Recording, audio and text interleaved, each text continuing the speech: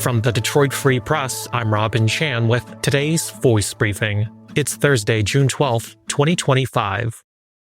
I'm Clara Hendrickson for the Detroit Free Press. The Michigan Senate recently passed legislation that would allow couples planning their weddings to have a family member or friend officiate a ceremony without needing any kind of religious authorization. Under current state law, marriages in Michigan can be solemnized by judges, mayors, county clerks, and religious practitioners. The bill approved by the Michigan Senate would expand the list to include township supervisors, state lawmakers, and civil celebrants chosen by the couple. Bill sponsor, State Senator Veronica Kleinfeld, a Democrat from East Point, said couples may not want someone they don't know conducting their ceremony. As a current workaround, an officiant chosen by a couple will go online and pay a fee to obtain a certificate to become an ordained minister. This new legislation would allow a couple's chosen officiant to skip that step. In order to land on Governor Gretchen Whitmer's desk for her signature, the legislation must pass the GOP-controlled Michigan House.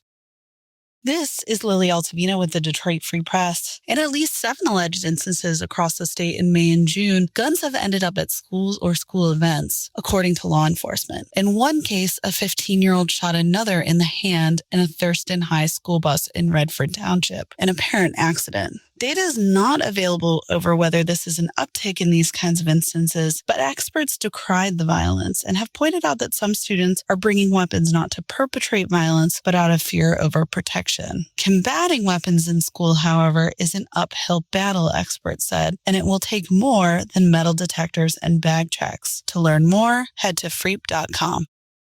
I'm Frank Witzel with the Detroit Free Press. Military groups nationwide are planning celebratory events to commemorate the Army's 250th anniversary, while officials face off over whether thousands of soldiers and Marines should be used to quell protests in Los Angeles. It's creating a confusing message for Americans about what it means to be a patriot. It also may be setting the stage for more clashes Saturday, as activists in hundreds of cities nationwide, including several in Michigan and at a military parade in Washington, D.C., were organizing under the banner of No Kings. By late Tuesday, activists gathered in a couple dozen cities, including Atlanta, Boston, Dallas, with thousands reportedly amassing in Chicago and taking up several city blocks of Manhattan streets. The Detroit Police Department, when asked by the Free Press about the weekend protests, said if anything arose that required a public safety response, it would act. The challenge for law enforcement and officials nationwide is that they don't want the police or public to be caught unprepared, but they also don't want to unnecessarily stir fears that could dampen local celebrations or inflame tensions.